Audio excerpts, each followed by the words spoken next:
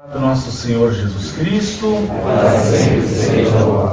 eu começo dizendo que é uma alegria participar mais uma vez, embora em contextos diferentes, de encontro como esse. E também pela peculiaridade, não só do tema, mas de ter aqui a Mary, né, que tem uma história de experiência carismática, que agora converge numa experiência de unidade, o ingresso dela nessa comissão da Santa Sé, e eu com a história do outro lado, uma experiência de unidade que agora converge nos ambientes carismáticos. Então o Espírito Santo sabe o que faz. Né? Porque se ele é vínculo, ele é unidade, fonte de unidade e diversidade, sem rupturas na igreja. Ele é o grande regente dessa orquestra, da sinfonia do Reino de Deus. Em algum momento do processo e do diálogo histórico entre os cristãos, teria que ganhar espaço, ganhar peso, significância, também a experiência de avivamento, renovação, né, ou de novo Pentecostes, como se diz. Há muitas linguagens e tradições diferentes, mas biblicamente nós estamos tocando na mesma experiência. Eu ontem, quando vocês falavam aqui a partir da oração da fonte, a Mary também insistia sobre esse derramamento do Espírito. Lembramos hoje a imagem de Caná. Eu ontem já me vinha, durante a fala dela, uma imagem daquelas talhas de Caná. Já me vinha muito forte. A gente pode dizer um jarro, uma ânfora, uma talha. Mas o que me vinha? Deus como fonte de água viva, derramando abundantemente sobre uma grande talha, que é a igreja, e ela não retendo e não transbordando onde deveria, porque estava toda rachada, dividida, quebrada. Foi isso que me veio, muito forte. Então, essa água que traz consigo a doutrina, a revelação, a inspiração, ela não nos falta, queridos. Nós devemos ser honestos na presença de Deus e da história e dizer hoje que a unidade dos cristãos não ocorre como deveria, não por falta, dependendo das instâncias, é claro, mas não por falta de revelação, não por falta de uma escritura, nós temos uma escritura, não por falta da graça, ou não, às vezes nem por falta de teologia. Eu ensino há 20 anos sobre o diálogo entre as igrejas e teologia da unidade, e a minha coleção de documentos, declarações e consensos ecumênicos da Santa Sé e outros diálogos locais já está no 8º volume, não cabe mais na mala. Eu tenho que levar um resumo no pendrive. O que falta? Reconciliação.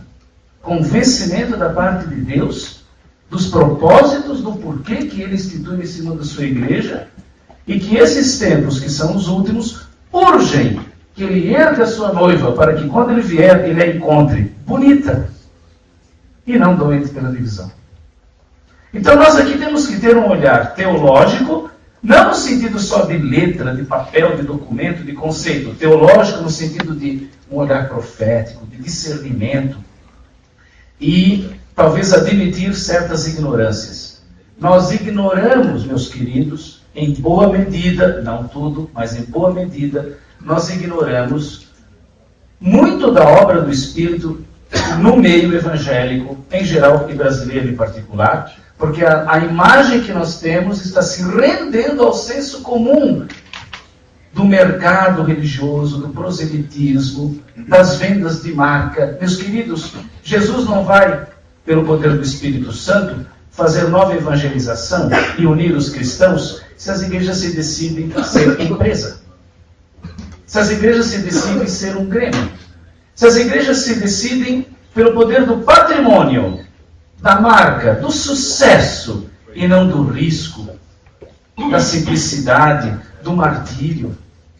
E aí nós somos convidados, como homens e mulheres crentes, a aprender do Espírito um pouco do que ele está vendo, porque o Espírito que está aí desde Pentecostes, marcando aí a comunidade cristã, já antes, mas marcadamente na comunidade cristã, como inauguração da igreja, sinal do reino, desde Pentecostes, ele paira sobre o mundo, ele ativa os corações, ele une, ele articula, ele orquestra o povo de Deus E ele não aceita uma agenda determinada por denominações. Porque a igreja não é uma denominação. A igreja é a comunidade teologal dos discípulos, sinal do reino, instrumento da graça. Diga, levanta a sua mão e diga o seu nome. Diga agora o seu nome. Esse é o nome da igreja, não os das placas. Esse é o nome da igreja. O Espírito Santo, ele olha para os batizados e ele procura santos. Mesmo que você seja do Flamengo, do Corinthians, do Palmeiras, ele procura santos. Ele não procura um presbiteriano, ou, não sei, um metodista, um renovado de primeira classe, um primeiro batista, um segundo batista, um terceiro batista. Ele procura santos. Ele procura pessoas parecidas com Jesus.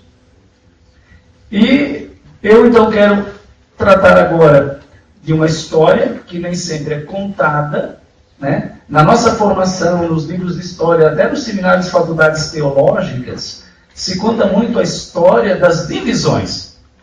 E aí ficamos na impressão que estamos todos ainda pagando tributo ao século XVI, que nada foi resolvido, né? Gente, o Espírito Santo não tirou férias da reforma do século XVI para cá. Não tirou férias. Né? E muito dessa obra está ocorrendo e é necessário contar uma outra história. A história da comunhão, a história da unidade.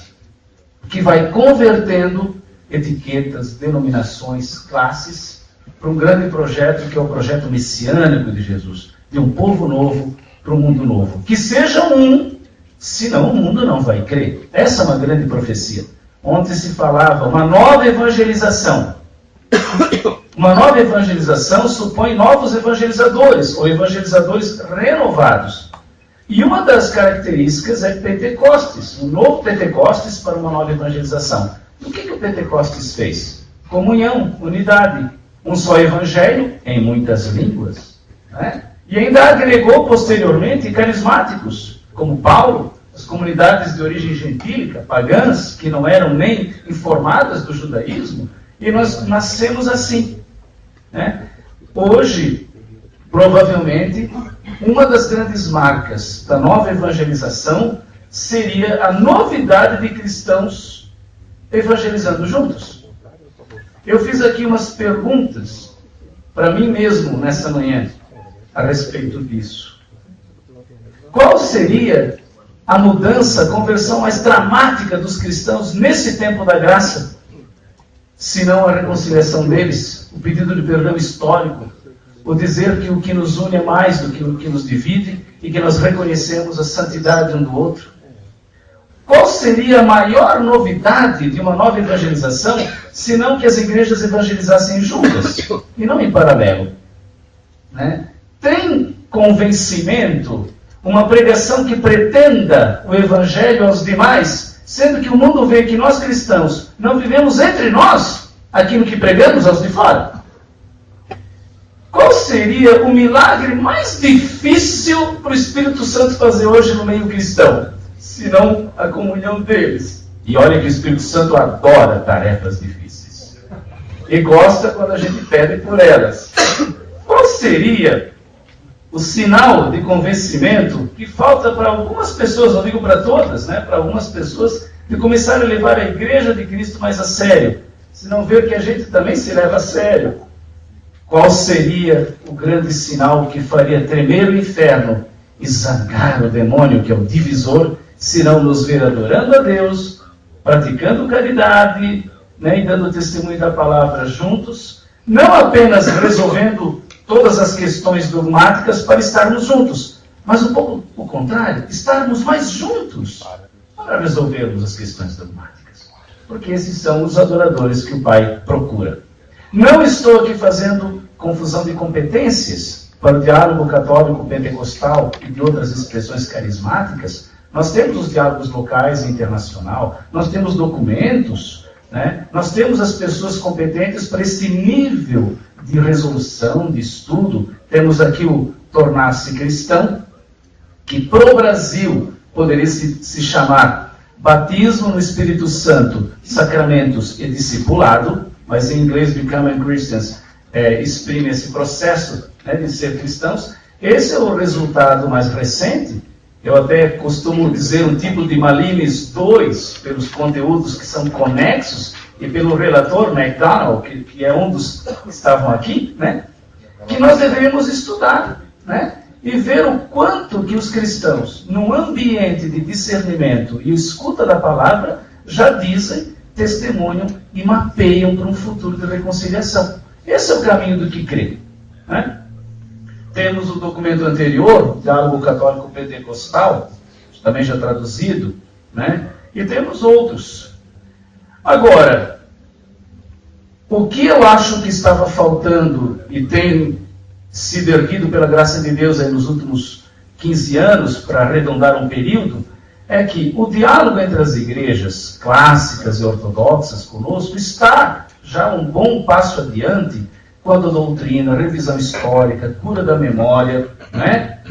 E isso tudo tem resultado em vários acordos e documentos, já se resolvendo muitas questões. No conjunto, se isso for partilhado de uma igreja para outra, uma aliança metodista, comunidade anglicana, etc., nós já temos um avanço muito grande de consenso, de resolvimento ou resolução de várias questões históricas, de linguagem, e às vezes até atravessamentos que não são de doutrina, são coisas que vêm de questões culturais, né? De problemas políticos, que hoje a gente discerne. Acontece, queridos, que a unidade entre nós não é fruto de consensos e de comissões. A unidade não é produzida pelos trabalhos teológicos apenas. Nós estamos ali num serviço honesto em presença de Deus, como quem diz: Senhor, Deus e Senhor da igreja, não seja culpa nossa pelo tanto que nós dissemos, produzimos, pensamos ou compreendemos da fé, não seja culpa nossa retardar o dom da unidade, que é a nossa vocação primeira pelo batismo. Não seja culpa nossa. Então, aquilo que nos convém resolver, nos dispomos a resolver. Mas a gente não pensa, não se engana, que a unidade dos cristãos seja um produto desse trabalho. Não é. Ela é vocação e ela já foi dada pelo Espírito Santo. O que nos falta é muito, muito nos reconciliar. E aí vocês vão notar vários atravessamentos que estão interrompendo, retardando, distanciando os santos, os remidos, os cristãos. E muitas vezes não vêm do bojo da palavra, da revelação do testemunho. São coisas terceiras, estranhas, como eu citei há pouco, né? Uma estrutura que está servindo ao patrimônio, não à missão. Pessoas que estão fazendo do particularismo, mesmo legítimo doutrinal, em vez de integrar na unidade, fazem do particularismo um apoio para suas vaidades, para suas lideranças personalizadas, né? Pessoas que querem transformar o Evangelho numa grande marca de sucesso, esquecendo a cruz, né? Então, nesse sentido, muito do cenário ecumênico que nos parece confuso, não é cenário ecumênico, é confusão mesmo. É proselitismo desrespeitoso, é falta de discernimento do que a graça está fazendo, é não ouvir o dom de Deus no coração do outro, é não orar juntos, é não adorar juntos. E isso só mostra que o magistério da igreja sempre diz corretamente, essa divisão constitui para nós 3 coisas: pecado, ferida e escândalo. Essa é a linguagem clássica do magistério da igreja e muitos irmãos evangélicos se exprimem do mesmo modo. É pecado, é ferida, é escândalo. É pecado porque Jesus disse: se vos amardes uns aos outros, todos reconhecerão que sois meus discípulos. E o imperativo da caridade vale até para quem não crê, para quem não é cristão. Do nosso ponto de vista, é o que oferecemos ao mundo. Não só quem diz bom dia, cumprimenta também o outro, não só quem te empresta, dá, quem te pede o dobro, etc. Jesus fala isso. Então, de repente, entre nós, viver essa condição de falta de caridade, a gente não deveria admitir, acostumar-se com essa situação, mas ela é tão longa, tão cotidiana, que nós já nos acostumamos e a gente não se impacta mais com essas divisões. A gente se assusta quando estamos juntos. Quantas vezes eu tive por aí que viajar e explicar, até em nome do episcopado, quando eu era assessor, até em nome da Santa Sé, dependendo dos momentos, dos nossos encontros, dos momentos de oração. E um dia eu disse, irmãos, me desculpem, mas à luz da encíclica, o Tunum Cito, à luz do Evangelho, a gente deveria se estranhar de não estar juntos. A gente se habituou tanto a estar divididos, e às vezes até se opor, que quando cristãos, com sinceridade de coração, aceitam um apelo de reunir-se para orar, a maioria estranha isso. Mas era para estranhar o contrário. Então, o pecado está se naturalizando, a gente não o sente mais, não o percebe. Nós nos habituamos a uma situação anômala. Né? Então, é um pecado. Não é o que Jesus quer para a sua igreja. Contradiz a vontade do Senhor. Que seja um. A Mary lembrava do Santo dos Santos. Eu não sou exegeta em senso estrito, mas eu acho que ela concorda. Se nós lembramos que a oração sacerdotal de Jesus, no capítulo 17, onde ele intercede pela unidade dos discípulos, não é um capítulo qualquer. Sendo oração sacerdotal, no meu modo de dizer, é como se fosse o Santo dos Santos do Evangelho de João, em que ele, na condição de sacerdote, anuncia, declara, intercede, em certo sentido, profetiza, tudo o que historicamente opera-se e acontece dali adiante no capítulo 19. E ele junta uma perspectiva eucarística, porque lá atrás, no 6, ele fala do vinho, do pão vivo descido do céu, e o pão da vida que é ele. No 15 ele fala da videira, então nós temos uma moldura eucarística, pão e vinho. No 17 ele oferece a oração sacerdotal, ele mesmo incorpora essas figuras, ele é o pão da vida. Né? Ele é o cordeiro que nos dá o sangue da aliança, e ele, nesse momento ele ora pela unidade. É a primeira e explícita intercessão do Senhor ao Pai nesse sentido. De modo que todas as vezes que nós rezamos pela unidade da igreja, não é uma intercessão a mais ou uma intercessão qualquer. É a nossa participação na intercessão do próprio Senhor, a qual o Pai não pode deixar sem cumprir, porque a oração do Senhor é eficaz. E não participar da intercessão dele é não participar a pleno, digamos assim, dos ser ungidos com ele. Então é um pecado a gente descuidar disso. Se você abrir o catecismo da Igreja Católica, um dos efeitos da comunhão eucarística está lá. É o zelo pela unidade dos cristãos. E antes de toda comunhão, nós católicos rezamos: não olheis os nossos pecados, mas a fé que anima a vossa igreja. Concedei-lhe, conforme o vosso desejo, é do coração dele, paz e unidade. Depois nós comungamos. Quando eu comecei a receber vários convites de irmãos evangélicos de expressão de avivamento, carismática, etc., e em situações assim, muito bonitas, de edificação, de profecia, né? Vários diziam assim: olha, Padre Marcial, lá na minha igreja eu estou num aperto, porque a gente não tinha o hábito de rezar com vocês, né? E agora estamos tendo um apelo. Aparece isso na revelação durante as orações, profecias, as pessoas estão querendo. E um dia, uma liderança mais fechada disse: como é que você explica? A culpa é dos católicos. E eu perguntei: por quê? Porque eu peguei um dos livros de oração de vocês, desde lá dos primeiros textos litúrgicos, sempre se acaba assim: na unidade do Espírito Santo. Amém. Na unidade do Espírito Santo. Amém. Na unidade, uma hora ele vai atender. Então vocês são culpados, né? Bom, então na situação da divisão, de fato, nós devemos adiantar, o magistério já disse, estou só adiantando essa ideia, é um pecado. O que vai curar o pecado? O perdão, a reconciliação, né, o arrependimento. Os nossos encontros dos últimos anos com os pentecostais, queridos, ele é marcado por uma atitude penitencial. Todos. Ao ponto de alguns irmãos chegarem à compunção. Você sabe o que é compunção? Quando vem um espinho, que compungere, em latim, compungere, e você sente aquela fisgada fina, ai, e quase sai uma lágrima. Eu já vi irmãos chegarem à graça da compunção, quando, unidos na oração e na adoração, percebiam o pecado de ter pregado um contra o outro, nunca se ouvido, né, estimulado ainda mais a falta de respeito, o proselitismo, negado a graça do outro, E eu vi cenas incríveis, que nenhuma comissão teológica por aí viu, né? De liderança de igrejas que nunca se olharam, chegar depois de um processo desse e em público pedir perdão. Inclusive de joelhos. Cardeal Bergoglio fez isso, intercedeu pela igreja no Luna Park, no encontro de pastores, com Jorge Remitiani, cantar a missa presente. Eu ia a Buenos Aires também, fui 3 vezes seguidas para a formação quando ele era cardeal, com o Tony Palmer, bispo anglicano de avivamento carismático, falecido há poucas semanas, questão do finalzinho de julho, e o Bergoglio, quando os pastores e todos disseram, vamos orar pelo seu ministério, para que o Senhor confirme a graça na sua vida, na sua função de bispo da igreja, né? E ele se ajoelhou e pediu, e aceitou a oração. Ele mesmo depois disse, olha, fui muito criticado por deixar evangélicos rezar por mim.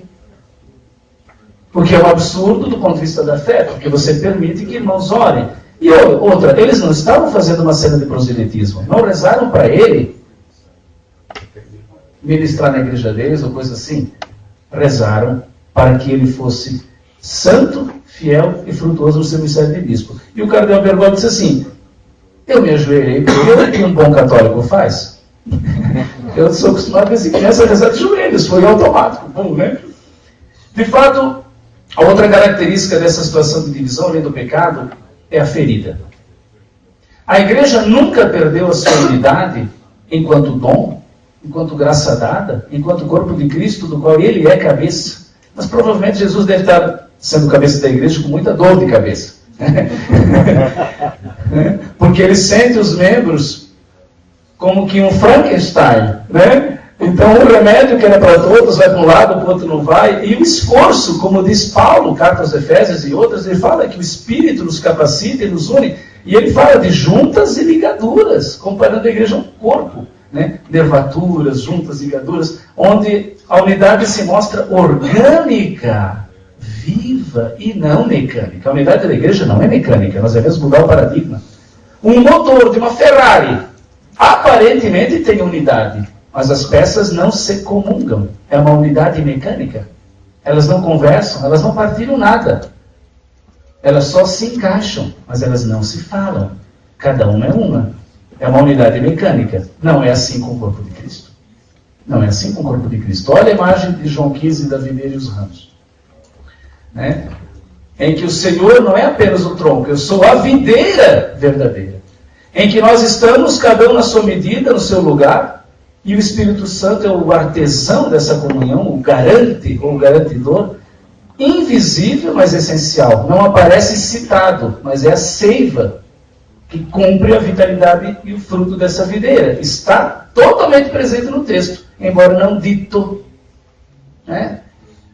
Então a divisão fere. Uma videira ferida se torna doente, a seiva se perde, o fruto não é dado. E hoje a gente sente, né, que a própria Igreja Católica, no seu magistério, reconhece que, embora nós tenhamos todos os meios da graça, não podemos comungar sem a consciência, sem sentir no coração essa ferida, de que muitos e muitos que estão na graça, que seguem o Senhor Jesus, que têm uma vida de arrependimento, não comungam conosco, né? E que, de certo modo, já pertencem à Igreja de Cristo por graça e batismo válido, mas nós não vivemos reconciliados. Até mesmo a catolicidade da igreja fica ferida, porque não se manifesta pleno. E aí a gente tem essa reserva escatológica de uma igreja que não é um motor de uma unidade mecânica, mas é um corpo que procura ser curado e caminhar para a unidade como uma grande vocação. A unidade da igreja é uma grande vocação, um dom da graça, ao qual se caminha com conversão, com acolhida. E no nosso caso, já vou apontar mais adiante, com discernimento, com estudo, com docilidade, com revisão histórica, com aprimoramento da formação, das interpretações teológicas, com a leitura dos documentos, com a qualificação de um ministério. Desde de 2 Coríntios 5, 17 a 19, até as interpretações recentes dos documentos da igreja, já se configura o trabalho da unidade como um verdadeiro ministério, entendido como expressão do ministério de reconciliação que Jesus cumpriu, né? Está muito claro em Efésios 2, de dois povos fez um só, na sua humanidade nova, né? E agora ele concede a nós esse ministério nesses tempos que são os últimos. E o corpo ferido pede cura, pede a reconciliação. A terceira característica da divisão é que ela é escândalo. Ela escandaliza, né? E ela atrasa a vida do reino, ela interfere no convencimento da palavra da evangelização, ela escandaliza porque parece que justamente o primeiro lugar em que o evangelho faliu é nas igrejas. É esquisito, né? Então, eu não acredito que Jesus não tenha intercedido sem perceber a sua visão messiânica, toda essa história de futuro que estamos vivendo. Não acredito que Deus Pai vá deixar a intercessão do Filho na véspera da sua paixão sem resposta. Não acredito que o Espírito Santo tenha tirado férias e desanimado, servindo mais as nossas divisões que a unidade. Eu acredito que nós estamos hoje vivendo um apelo, um chamado, um momento que pede discernimento, pede coragem, pede docilidade para admitir um milagre, se você quiser, uma graça, uma vocação, né, que já está se realizando em partes, mas que o Senhor gostaria que se realizasse na coinonia de todos os santos e todos os remidos, né? E aí faltava, justamente vou dar um passo no tema, faltava o quê? Nesse grande cenário de diálogo das igrejas, a meu ver, eu que cheguei depois, que eu tenho a idade do concílio, eu nasci em 66, eu cheguei depois, esses grandes nomes aqui dos documentos, alguns foram meus formadores, então eu sou guri, né? A boy, before them, eu sou um guri, eu cheguei depois, então eu demorei para descobrir que depois do diálogo com o mundo oriental, que hoje é mais canônico, etc., do ponto de vista da espiritualidade, dos sacramentos, nós não temos grandes problemas com os ortodoxos, né? Depois de todo um diálogo com as igrejas da Reforma e as primeiras expressões pentecostais mais clássicas, eu senti que faltava, nesse cenário, uma participação mais efetiva dessa experiência de cristãos renovados, ou como se diz às vezes, avivados, em renovamento, em tomada de novo Pentecostes. Por quê? Porque a unidade, ela viria dessa grande reconciliação, desse adorar o Senhor juntos, desse receber o novo Pentecostes, e esse ambiente, ele dá para nós hoje, eu anotei aqui duas palavras fortes, que a comunidade carismática pentecostal em geral, eu não estou falando de denominações, estou falando da experiência em ótica bíblica, né? Estou pensando Pentecostes em ótica bíblica, como característica de uma experiência de Jesus, uma experiência viva, né, de renovação, de avivamento, de comunhão, de despertar para novos tempos missionários. Não estou falando pentecostal no sentido institucional de uma igreja ou da outra, né? Eu sinto que quando nós nos encontramos, nós estamos oportunizando, favorecendo duas coisas que eu senti muito forte nesses meus 10 anos, mais especificamente. Uma nova ambiência e uma nova obediência. Porque nós tínhamos outras ambiências de encontro e também de desencontro, marcadas só pelo código das doutrinas ou por diálogos com uma agenda mais social, solidária, que também é importante, né? O trabalho solidário, as obras de misericórdia em comum, também é importante entre os cristãos. Nós temos também situações de desencontro, ambiências marcadas pela polêmica, pela distância, pela ignorância. Meu Deus, eu sou visitador do Ministério da Educação, e eu tenho uma vida acadêmica intensa como teólogo, profissional mesmo, e eu descobri que no roteiro, no currículo de estudo das teologias em geral no Brasil, há muita ignorância. E às vezes de má fé, de não querer saber a verdade sobre o pecado nosso mútuo. Eu não vou dizer os nomes, mas vou dizer os milagres, os erros, digamos assim. Eu descobri que para algumas formações teológicas, a história da igreja vai até a Reforma e se bifurca. Nós ficamos para trás. Então, eu tenho amigos pastores que dizem, é verdade que vocês acreditam no sacerdócio comum de todos os batizados? Ouvi dizer, sim. É verdade que quando vocês falam que a Eucaristia é sacrifício, é porque o Senhor está sempre citando a sua igreja e é sacrifício pascal? É. É verdade que vocês entendem Maria como profetisa, como discípula, como primeira cristã? É verdade que a doutrina da igreja explica muito mais do que a devoção popular, que a gente não pode achar que só a devoção popular é normativa, que os católicos têm visão mais profunda? Eu não sabia.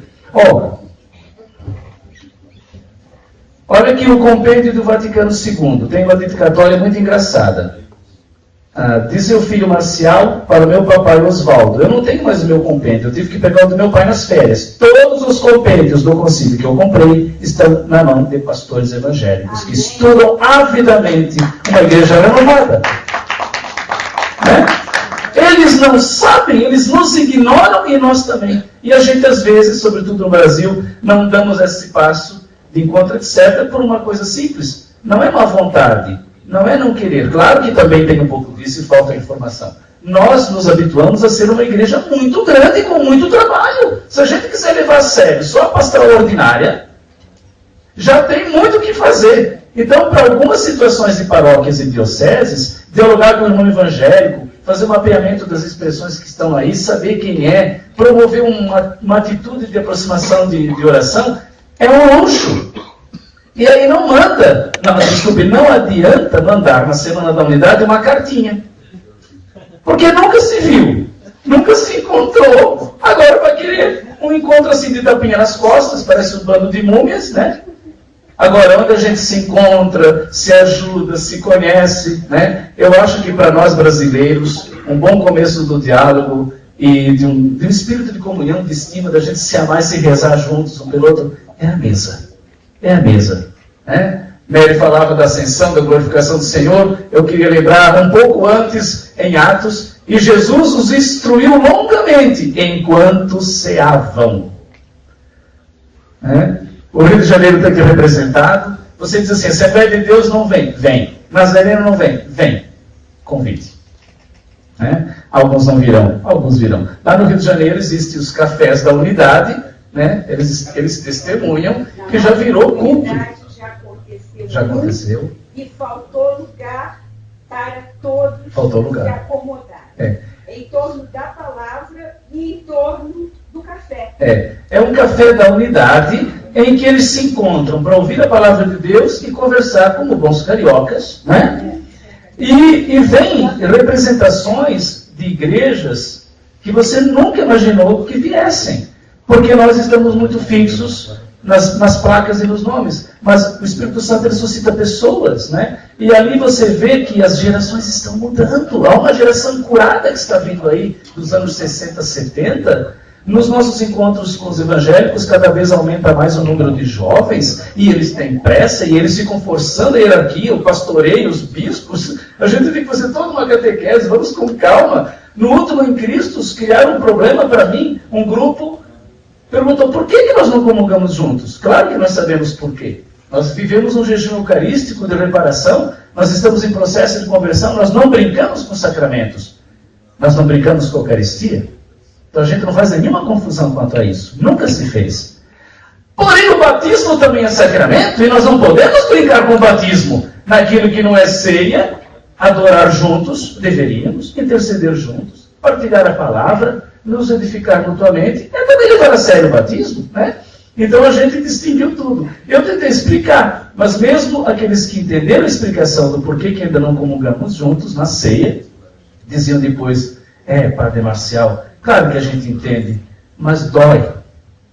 Porque essa situação historicamente é justificável, do ponto de vista de todo um caminho justificável, mas é uma anomalia. É claramente contrária à vontade de Deus. Nós temos que interceder muito nessa intenção.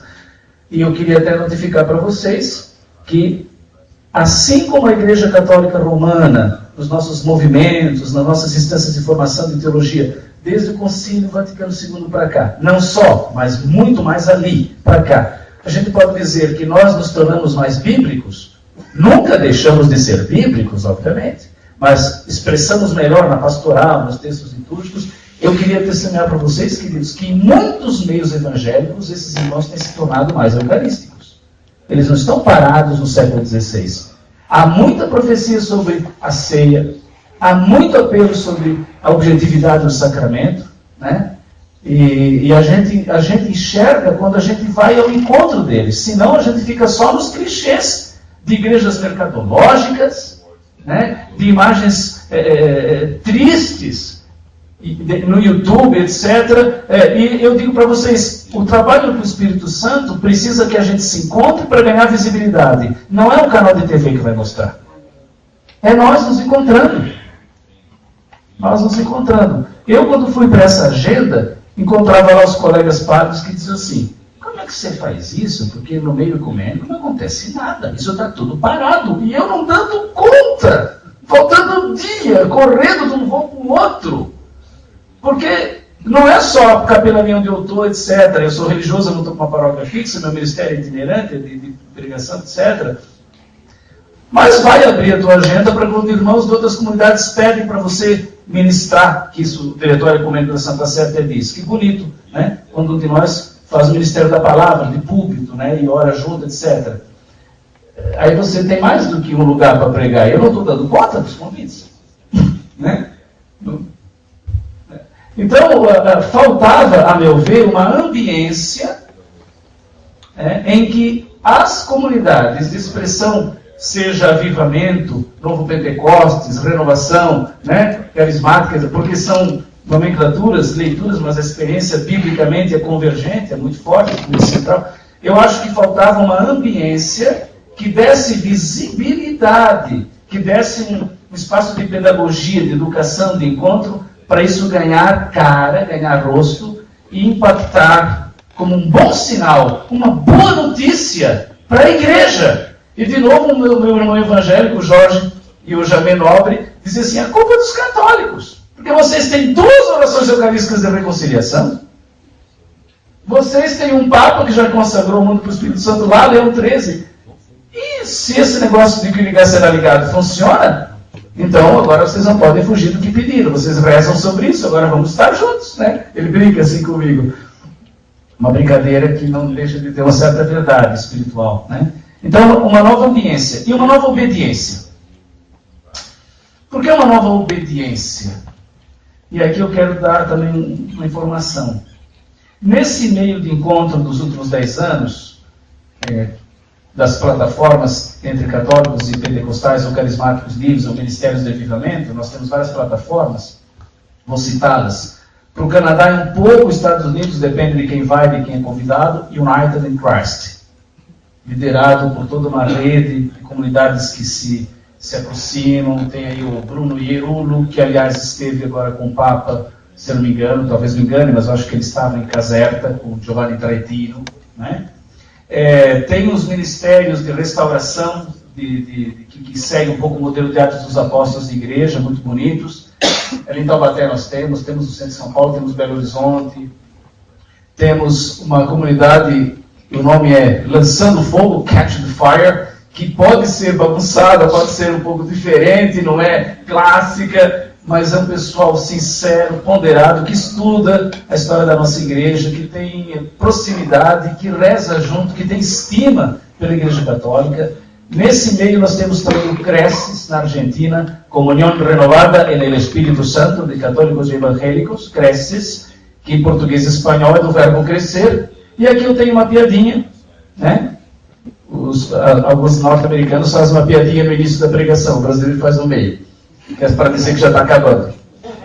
Quando nós nos reunimos, as lideranças dos movimentos carismáticos, CNBB, novas comunidades, igrejas evangélicas, e a gente se reunia para orar e rezar, como bons cristãos no mosteiro beneditino, é óbvio, né? Só para saber, os mosteiros beneditinos dão muito suporte ao diálogo com os pentecostais, isso no Brasil e no exterior, é muito comum. Em Campos do Jordão, em discernimento, como é que a gente vai se dizer? Porque não é um movimento, é um mover da graça. Não é uma secretaria, é uma inspiração. Não é uma nova igreja, é um espaço de encontro e santificação. E para nós o importante era unidade e santidade. A gente rezava e já vinha profecias anteriores confirmando, muito convergentes, unidade e santidade. Unidade e santidade. Unidade e santidade. Não dá para ser santos sem nos aproximar, porque se o Senhor é o Senhor, indo para Ele é convergente. Quanto mais no Senhor, quanto mais em Cristo, mais próximos a gente vai ficando. O Espírito cristifica a igreja e nós nos aproximamos até compulsoriamente, mesmo sem saber, a gente só falta se encontrar. E alguém dizia, encontro, nós somos um encontro de cristãos, batizados, a gente supõe a fé cristã e todo o patrimônio da fé, do credo apostólico, né? Batizados, cristãos, em busca, porque juntos em busca, não separados, de unidade e santidade. Já temos, mas estamos agora juntos em busca de unidade e santidade plena, que é o caminho do Espírito, como está em João, ele vos conduzirá. Né? Aquilo que já é dado, mas agora experimentado plenamente. E alguém diz, em Cristo. Então, em Cristo não é um movimento, não é uma super-igreja, não é um conselho de igrejas, não é uma comissão teológica. É um encontro de cristãos que rezam juntos e vivem um comunismo espiritual. E aí alguém disse, que beleza, a gente pode chegar na Argentina e dizer assim, hermano, enquanto tu cresces, nós já está em Cristo. Foi uma piadinha que a gente fez. Mas nós nunca dissemos para eles, porque eles estão sempre nos apoiando, a gente acha que não é correto, né?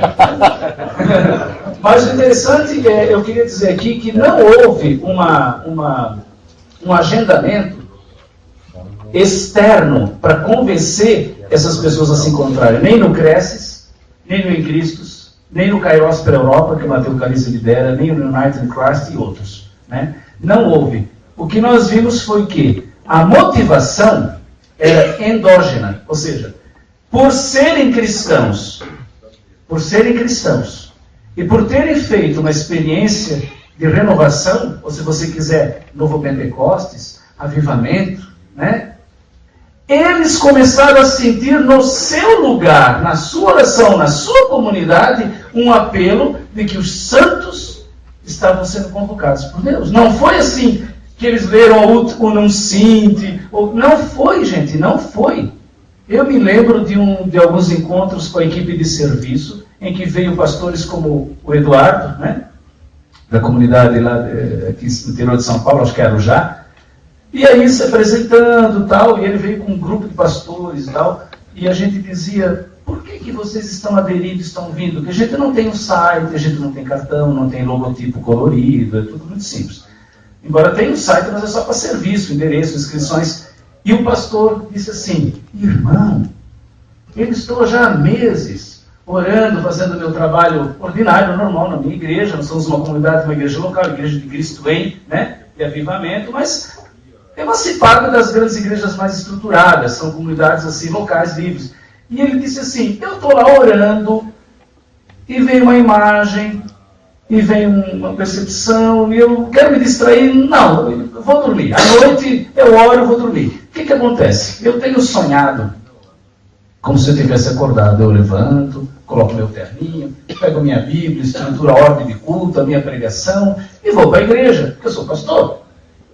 Quando abre a porta, eu entro na igreja para pregar, é uma igreja católica. E aí eu acordo, assim, não, isso deve ter sido engano. Não pode ser, né? Não pode ser. Aí diz ele, não, vamos dormir de novo. E o sonho voltou. Não, imagina, não pode ser. Vamos dormir de novo. E o sonho voltou. E o sonho voltou. E um dia ele disse, eu vou ter que trazer em oração, vou ter que voltar no discernimento. Do discernimento houve uma confirmação, a confirmação foi partilhada para os pastores vieram para nos encontrar e perguntar, o que está acontecendo? Vocês têm alguma explicação? Nós tivemos a comunidade de Palavra Viva, Living Word, que é um branch, uma ramificação forte que passou por várias crises, hoje está bem consolidada, funciona como comunidade nova em Niterói, e vem de expressões de clássicas dos Estados Unidos, Assembleia de Deus, por exemplo, que testemunharam não só a intercessão, mas até profecias na oração carismática deles, da renúncia do Papa Bento à nomeação, né, do pontificado de Francisco, e que entendem que eles, de algum modo, se incluem nesse ministério, porque eles são cristãos, e nós não podemos desprezar os que são de herança apostólica. Eu tenho pastores e comunidades novas, que são ministérios livres, free churches, que estão pedindo para mim informação sobre patrística, Porque estão entendendo que não dá para a gente ser uma igreja una, achando que tudo começou ou depois da Reforma ou depois de Wesley. E quem são os irmãos mais velhos para partilhar isso conosco? Então, e do nosso lado, então, nós também estamos tendo experiências de aprendizado, de sensibilidade, de escuta, né? Eu me lembro da igreja do Rui, que se encontra com uma turminha chamada Te Vira nos 30. Né? Uma pastoral de trintões, que é um público esquecido. Não está na pastoral dos casais, porque são solteirões, não está na pastoral da juventude, que não são mais jovens. E é aquela equipe que está ganhando fôlego, se decidindo profissionalmente. E ele, né? Eu me lembro, acho que a Mary estava no diálogo sobre discernimento em Helsinki, né? Quando nós partilhamos com os evangélicos a perspectiva católica, até jesuinaciana, de discernimento dos espíritos, eles tinham experiência, mas eles ficaram muito encantados, receptivos com a disciplina, com o método inaciano, e nós trocamos material ali nos cafés. Né? Me lembro do encontro no início, quando comecei em Roma, quando nós participamos do Pentecostes, com toda a liderança evangélica, junto com o Papa Bento. Né?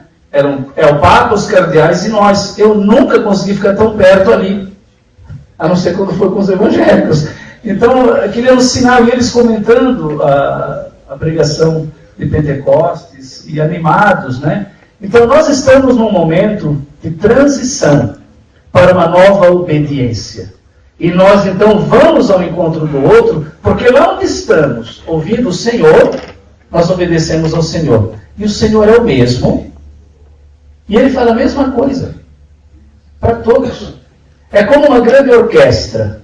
Aqui temos flautas, clarinetes, temos gente batizada no Espírito Santo, que são os instrumentos de metal, que resistem, que fazem mais barulho, que tem som estridente, porque os instrumentos de metal foram forjados no fogo, e eles são peça estratégica na orquestra. Mas nós também temos percussão, coro, madeira, nós também temos sopro, que às vezes não são de metal, mas tem o espírito que sopra onde quer, não só nos de metal, flautas, clarinetes e oboés. Nós temos uma grande orquestra para convencer o mundo de que essa é a melhor música. Jesus, ele está marcado ali no talento de cada um, porque ele é o grande corpo da orquestra. A gente até fala corpo da orquestra. Ele está também na partitura, porque cada um tem uma nota, até a clave teológica, as culturas teológicas são diferentes, uma de sol, uma de fá. Mas como combina quando a gente toca junto? Né? E interessante que a partitura que nós seguimos é o Evangelho, as mesmas escrituras, o canto do Espírito, diria Canta la Missa, cujo nome é Canta a Missa também, né? Eu sou Marcial em espanhol, meu desavô é sevilhano, Martel Massaneiro, e uma velhinha disse assim: o senhor não tem o nome de um instrumento, né? A banda toda, né? E vem com ela. Quem é o regente? É o Espírito Santo. Então, a orquestra não acontece com essa é a igreja das flautas, fechou a porta. Essa é a igreja só do clarinete. Nem para nós não é assim, porque nós não somos monistas teológicos, nós somos trinitários. Nós somos catoliqué eclesia. Uma igreja que deveria saber tudo isso que eu estou falando, porque é uma das mais velhas, nasceu em Pentecostes, nunca perdeu a catolicidade, né? Ora em línguas, como lá todo mundo entendia Pedro. Então, claro que nós, queridos, temos uma porção de liderança, de exemplo, que se espera do católico pelo nosso lugar na história das igrejas. Eu, às vezes, vou em eventos assim como em Cristo, e já quando estava na conferência episcopal, os evangélicos diziam: muito bem, Padre Marcial, sabe que a nossa comunidade não iria. Mas quando a gente viu que a Igreja Católica estava na equipe, nós dissemos: é sério. Olha que interessante. Né? A gente às vezes não sabe do impacto. Eu descobri que eles estão numa crise enorme de fragmentação da fé. A fé está se tornando subjetivista. Ser evangélico é tudo e não é nada. Eu descobri que o trânsito de fiéis não é mais perda. A perda de fiéis, dos que nos afetavam como perda, ela estancou em 2009. O que está tendo é uma fluidez, um trânsito, uma subjetividade religiosa. O mesmo fiel vai em várias, conforme o seu gosto. Estamos vivendo uma igreja do mercado, uma igreja do gosto. E tem gente que está fazendo esse jogo, então vamos transformar em marca, em logotipo, em empresa. Não é assim que nós vamos fazer nova evangelização. Agora, o caminho da unidade vai pedir conversão, estudo, discernimento, vai pedir que a gente se encontre. Eu queria apenas dizer, então, essa nova obediência, ela só vai ser possível quando a gente se encontrar, para que a gente obedeça ao Senhor juntos. Hoje o Evangelho da Manhã falava, né? E que todos sejam um, é um imperativo que pede a nossa obediência. Então nós vamos ser um, nos ouvindo, nos convertendo e orando juntos. Esse é o ecumenismo espiritual, como dizem os documentos, que me parece ser a grande colaboração da renovação com essas expressões de avivamento. Eu quero também dizer que nesse novo ambiente e nova obediência, uma coisa que está acontecendo muito no Em Cristo, no Kairos, no United in Christ, no Cresces e outros que estão surgindo, que são as vivências, é uma vivência muito forte de adoração, de perdão, de arrependimento, de escuta da palavra e de edificação mútua. Eu testemunhei momentos em que a palavra, de textos aparentemente ordinários, conhecidos, domesticados pelas nossas pregações, no meio ali com os cristãos juntos, um versículo, um texto simples, dava um impacto enorme, porque a palavra voltava para a sua casa. A casa da palavra é a comunhão. A palavra perde sua força ouvida na divisão. É incrível como aconteciam profecias, reconciliações, né? O arrependimento, né, sentido por uma situação de divisão. É como se o Espírito Santo desse uma chacoalhada e dissesse: estejam em condição de eu agir. E aí esse estar em condição, para nós, de expressão carismática, significa, ao meu ver, 3 verbos que eu deixo, como a Mary colocou 7 passos, eu escolhi 3, porque eu sou de formação jesuítica, então eu sempre tenho tudo 3 partes, 3 pontos e 3 alguma coisa, né? Se, como diz o magistério, à luz da Bíblia, uma situação de divisão, mais que divisão, de falta de estima, de oposição, até de pecado entre nós, né? Essa situação é pecado, é ferida e é escândalo. Para o pecado, devemos aplicar a conversão. Para a ferida, devemos aplicar a cura. Para o escândalo, devemos aplicar o testemunho. E o maior testemunho para melhorar esse escândalo é viver reconciliados. Então nós temos o extremo negativo: pecado, ferida, escândalo. Temos a graça operando na conversão, na cura e na reconciliação. E o que seria interessante para o meio carismático, né? Como colaboração sua com participação? Eu coloquei 3 grandes verbos: interceder, discernir, encontrar.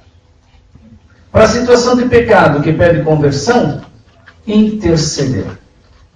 Acho que a gente reza pouco com Jesus, João 17, quando ele fala da unidade. A gente reza pouco. A gente nem sempre se compunge na hora de tomarmos o pão e o vinho no altar, porque a gente se acostumou a comungar em mesas separadas, a estar distantes, né? Então essa intercessão educa, une, e não custa nada interceder. Se nós intercedêssemos mais e claramente pela unidade, o Senhor traria os irmãos evangélicos para interceder conosco. Talvez a gente falte interceder mais. Então muita gente diz assim: não dá para rezar com eles. Não, peraí, não é questão de rezar com eles. Talvez a gente não esteja rezando nessa intenção, muito, ou como deveríamos. É interceder pessoalmente, né? Nunca esquecer que nós temos 2 missas pela unidade no missal, muito bonitas, e cada uma com 2 coletas, já dá umas 4 sugestões de missa, né? A outra palavra, discernir. Discernir, eu entendo vários níveis de discernimento, conforme o seu lugar, o seu ministério. No trato com um vizinho, com uma igreja da rua da frente, né? No trato de discernir questões de doutrina, estudar, esclarecer o que mesmo que nós cremos, né? Em muitas dioceses, queridos, eu vi o bispo e colegas padres com complicações em relação ao diálogo e encontros assim, não por culpa dos irmãos evangélicos, que já tem também confusões demais entre eles, mas estão também com espaço de superação, tem lá sua caminhada, mas porque isso mostrava o quanto nós éramos pouco católicos. Então tem muita gente que não é ecumênica no sentido bonito da palavra, porque não é católico que chega. Ele não entende o que é a catolicidade da igreja, ele não consegue beber bem da fonte, encher os pulmões. E por ter deficiências na formação, na catequese, na compreensão de Maria, plano de Deus, sacramentos, ele se perde. E se ele não tivesse um irmão para perguntar, ele nunca ia desconfiar que saberia pouco, que deveria estudar um pouco mais. É isso que às vezes acontece. Então, o discernimento é também estudo dos documentos, né? Ter a linguagem bem colocada, saber o sentido dos sacramentos, né? Aliás, no Em Cristo, nós dizemos sempre, aqui tem os irmãos que já participaram, não é ecumênico, né? Quem está de briga com a sua igreja, ou não é nada, ou é tudo ao mesmo tempo, então eu gosto um pouco de tudo, semana passada eu fui na presbiteriana, mas agora estou na renovação, semana que vem na anglicana renovada, na outra eu fui na... Não, nós não queremos confusão, nós não queremos gente que está de mal com a sua igreja, nós queremos santos, gente honesta, que não desiste do evangelho, que é grata àquela comunidade que lhe deu a fé, que lhe deu o batismo. Ele tem que ter uma mesa para comungar, ele tem que ter um lugar onde ele se compromete de fato com a comunidade. Então nós queremos os bons metodistas, os bons católicos, os bons presbiterianos. Nós não queremos ninguém de qualquer jeito com identidade confusa. Nós queremos que ele venha e partilhe o que a graça lhe tem feito. Nós já estamos nesse nível, como diz João Paulo II na última Nuncite, o diálogo, sobretudo o ecumenismo espiritual, é o estar juntos para partilhar a obra da graça e confirmar o quanto o Senhor tem sido bom, apesar da gente não ter se encontrado, apesar da gente não estar se gostando, rezando juntos. Eu imagino, quando a gente está lá na adoração, durante os nossos encontros, várias vezes me veio a imagem de Deus sorrindo, mas eu nunca vi Deus sorrindo, né? Não consigo, entendem? É uma impressão que me vem no coração, me vem essa certeza da alegria de Deus, né? Que é da liturgia antiga da igreja, para a salvação e o bem do próximo e para a alegria de Deus, nós o louvamos, né? Nós queríamos que Deus se alegrasse conosco. Eu imagino Deus alegre, vendo aqueles filhos, ainda com divisões institucionais, ainda a caminho de consenso doutrinal, mas já se entendendo e aceitando como filhos e dizendo, pelo menos podemos adorar juntos, ouvir o mesmo evangelho, nos abençoar. E isso, só isso, já é um grande sinal da obra da graça. Nós não temos outra pretensão, não existe uma agenda de triênio do que vamos fazer. O Em Cristo não é isso. Não é um clube, né? E as outras plataformas também. E o discernimento é isso. Né? Retomar os temas de doutrina, de oração, de espiritualidade, entender também um pouco da identidade do irmão, estudar, ouvi-lo, para que ele se explique, para que ele diga como que ele entende certas questões de fé, como que ele ora, não é? Esse é o discernimento. Não se faz discernimento à distância, se faz discernimento com relação, né? Com encontro. E a terceira palavra, encontrar. Vários irmãos aqui já têm essa experiência. Um amigo evangélico, né? Uma ocasião, uma pequena ajuda. Deus está dando chances para que a gente se encontre e não viva distantes, né? Então, deixar se encontrar, estar disposto. Igual a parábola do bom samaritano. Senhor, quem é o meu próximo? Em hebraico, o próximo tem alguns sentidos. Pode ser o parecido, pode aquele que é do mesmo clã, da mesma tribo, vizinho. Pode ser aquele que se aproxima, pode ser o outro também. E Jesus foi muito simples. O teu próximo é todo aquele de quem você escolheu se aproximar. Mesmo que ele seja o último, se dele você escolheu se aproximar. Ele é o seu próximo. Jesus inverte a pergunta, né? E é ecumênica, digamos, porque se tratava de um samaritano não israelita, já tem um ensino ali na entrelinha. Eu vou só lembrar, para encerrar, algumas vivências que nós tivemos, queridos, que são muito edificadoras, porque eu não queria dar uma palestra teológica no sentido conceitual apenas, embora eu esteja baseado em conceitos muito sólidos. Só não estou usando uma redação assim, né? Mas eu queria narrar uma experiência, partilhar uma boa notícia. Aliás, já vou falando logo, na revista Veni Creator Azul, você vai encontrar esse conteúdo. Quais as igrejas que participam, como é o método, qual é a agenda, quais as características dessa ambiência e dessa obediência, que tem o seu jeitinho, não é o diálogo católico-luterano, católico-metodista, tem o seu jeitinho. Aqui está. Nesse volume branco, Novos Areópagos, Novos Interlocutores, estão os marcos de discernimento do Em Cristo, do primeiro feito em Lavrinhas. E quem participou? O marco eclesiológico, testemunhante, sacramental, né? Marco bíblico, que são os conteúdos e as convergências que nós discernimos e que dissemos juntos. Por aqui nós caminhamos.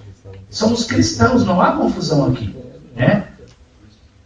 E também o documento Tornar-se Cristão, que eu já citei, que para o público brasileiro poderia se chamar Batismo no Espírito Santo, Discipulado e Sacramentos. É uma tradução melhor para o público entender aqui no Brasil, merece ser estudado, né? Mas algumas vivências, né, algumas que eu já contei, eu recordo uma vez na comunidade Javenice, que hospedou um grande encontro, nós tivemos um testemunho aberto e um irmão evangélico dos Estados Unidos, não por maldade, mas por liberdade, por entusiasmo, se encantou no meio do seu testemunho, surrupiou o pão e o vinho da ceia, né, que a gente tinha guardado para a manhã seguinte, para a Eucaristia nossa, estava numa salinha para os evangélicos guardados, e fez uma dinâmica entusiasta. Vamos orar juntos, vamos visibilizar a nossa unidade cordial e espiritual, mas aquilo causou embaraço, porque ele, tomando pão e vinho, fazendo uma dinâmica de mesa, parecia Eucaristia, e nós somos sérios, nem nós entendemos assim, nem os irmãos evangélicos. E houve um constrangimento, não por maldade dele. Ele não era pastor ordenado, ele fazia uma dinâmica. Eu me lembro que eu fiquei muito preocupado de explicar para os irmãos evangélicos que nós compreendíamos a situação, que nós éramos maduros, entendíamos a liberdade daquele irmão que de improviso veio e a gente não conhecia bem. Hoje a gente é super cauteloso, tem todo um critério, a pessoa vem, mas nunca testemunha, não prega na primeira vez, a gente tem um cuidado, né? Porque são 500 pessoas, mais ou menos, todos líderes. Aí eu fui ao bispo católico, que nós nunca fizemos nenhum encontro sem um bispo, ou dois, muitas vezes, católico, né? E tentei explicar. E ele disse assim, não, Padre Marcelo, não se preocupe. Porque naquele momento eu não estava numa outra reuniãozinha, rápida.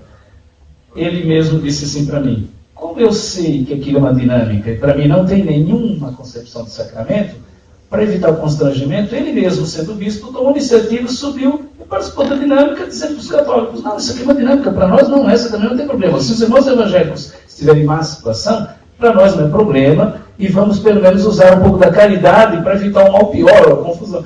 Foi tão interessante que eu estava preocupadíssimo em explicar, mas o prejuízo foi mínimo, porque as pessoas eram maduras, eram serenas, tinham boa formação. E o mais bonito, um grupo de pastores evangélicos me procurou o bispo e disse assim, nós amanhã vamos participar com vocês da Eucaristia e não vamos comungar, nem pedir hospitalidade eucarística, só para saber, em algumas situações pode acontecer, mas não aquela, mas eles não pediriam mesmo, né?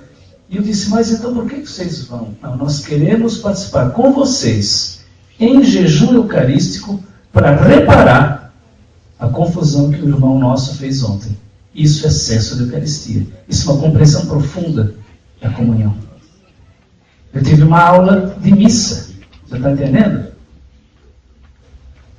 Porque mesmo se eu fosse comungar na nossa sala lá, ele disse, eu estou ferido.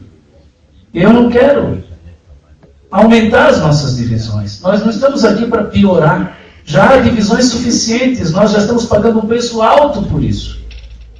Então eu e os meus irmãos aqui, todos pastores, teólogos, formadores, nós vamos participar da missa toda, orando, louvando, bendizendo.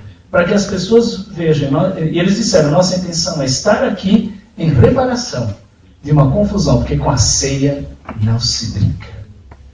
Olha o sentido bonito. Né? Esse foi uma vivência que me marcou profundamente. E tem outras que eu não posso falar aqui. Uma outra que me marcou profundamente foi do perdão. Né? Quando um pastor chega e diz assim, eu mudei o tema da minha pregação, eu quero aqui pedir perdão aos irmãos católicos por todas as vezes que eu preguei contra, sem vos escutar, né? Que eu preguei contra uma devoção a Maria, mas não vi que era uma mulher evangélica, bíblica. Todas as vezes que eu evitei ouvi-los para, desinformado, continuar nos meus limites e preconceitos, e chora, e se ajoelha, e pede que nós católicos o perdoemos. E depois alguém diz assim, que diálogo ecumênico é muito complicado, etc. Eu digo, gente, é viver o Pai Nosso, perdoar as nossas ofensas como nós os perdoamos. Outras agendas, temos outras competências. O diálogo teológico, doutrinal, a decisão da conferência de bispos, temos outras agendas. Agora, queridos, interceder, discernir, encontrar, é papel nosso, é ministério nosso. E aí sim, desse meio, Deus pode suscitar outros ministérios mais específicos, teológicos, né? Doutrinais, pastorais, formativos. Mas a gente nem se gosta, nem se vê, nem se escuta, nem reza junto. Que batizados somos nós? Vamos fazer o joguinho do divisor do inimigo, vamos fazer o joguinho dos clichês, né? Eu, quando estava na assessoria da CNBB, é a minha última partilha, eu tive que manejar um diálogo com o Conselho de Igrejas do Brasil para aquele nosso acordo sobre o batismo. E o batismo, sendo trinitário, com reta intenção e bíblico, ele é admitido com sacramento, e graças a Deus, porque é a partir dele que a gente dialoga, não é do zero, a gente já vai como cristãos batizados, já tem uma base, na graça, né? E eu tive problemas sérios, justamente com a Santa Sé. Por causa de uma mera linguagem que não era essencial, desculpe que eu não posso dar aqui todo o dossiê, mas eu tive que madrugadas e madrugadas ligar para o Vaticano, dar a minha cara ao tapa, porque a questão não eram os termos do acordo, porque o batismo era simplesmente bíblico, tinha uma página, e de batizar em nome do Pai, do Filho e do Espírito Santo, etc. E um bispo no Vaticano diz assim, eu não sei por que vocês brasileiros estão dando tanta importância a isso aí. E aí eu peguei os documentos da igreja, o catecismo, e comecei a ler. Talvez porque o batismo seja a comunicação da graça, talvez porque o batismo seja o sacramento fundamental de incorporação a Cristo, talvez porque o batismo seja o sacramento que resume toda a nossa identidade, nos dá direito à ceia, nos faz membros. Talvez seja por isso, né, que a gente está aqui com umas 10, 15 igrejas preocupadas no acordo, né? Eu saí triste desse trabalho. Eu saí doente. Sabe essa barba branca aqui? Foi assim, no susto, eu amanheci com ela, não foi devagarinho, foi pum, né? Eu estou em Cristo e com os irmãos pentecostais e evangélicos de várias, não vou nem dizer as denominações, porque a grande experiência de avivamento está contando mais do que simplesmente o nome, né? Porque é interessante que isso é um processo de conversão. Nunca nós tivemos um problema grave, ou afetivo, ou de respeito mútuo, ou doutrinal, que desse a entender que entre nós a gente não reconhecesse o batismo do outro. Não foi? E quando eu toquei no assunto, porque eu disse para nós católicos, é importante, irmãos, vocês, de coração sincero, reconhecem que nós somos batizados? Os irmãos disseram, irmão, o que é isso? Entendeu? Porque a gente se encontrou e se viu na graça, obras de santidade, testemunho, que eles não colocaram em dúvida. E aí a resposta foi outra. Igrejas evangélicas que disseram para nós, ao contrário, padre, nós estamos revendo a prática de rebatizar, depois que nós começamos a nos encontrar, porque a gente mudou de ideia. Não foi? E isso em 2, 3 encontros de muita adoração, muito pedido de perdão, muita obediência conjunta à palavra de Deus, enquanto que na outra instância teológica doutrinal, a gente levou um ano de reuniões, e cada vírgula era pesada. Claro que eu não estou dizendo que o diálogo teológico não é importante. Aliás, nessa situação é mais importante ainda. Eu trabalho nele há 15 anos. O que eu estou dizendo é que é o Espírito Santo com a nossa participação, inclusive, que dá essa nova ambiência e essa nova obediência para que todas as outras agendas, inclusive doutrinais, avancem. Porque se não houver a graça, se não houver caridade teologal, se a gente não tiver obediência conjunta à palavra, não vai para frente. A unidade e o acordo, o consenso entre nós não é um produto de grandes mesas. Mesmo a nossa Comissão Católica Pentecostal, né? O diálogo doutrinal é atravessado pelo afeto, pela sinceridade, pelo debate, pela oração conjunta o tempo todo. Nós nos respeitamos à mesa, assim como ali no debate doutrinal. É bonito isso. Então está na hora, queridos, da gente assumir essa vocação de unidade e dizer, também nós, de experiência de Novo Pentecostes, agora vamos entrar dando visibilidade, participando dessa ambiência, trazendo o nosso aporte. E aí nós temos, então, uma referência, um grande sinal de contraponto, um contraponto positivo, evangélico, de toda essa confusão doutrinal, proselitista, vaga, comercial que está aí. Esses continuarão, mas não conosco, e não nós com eles, porque nós sabemos quem nos convidou para a festa, e o dia que a unidade acontecer, a gente vai dizer, a gente já estava com a roupa da festa há muito tempo. A gente não esperou tanto assim. Amém? Amém.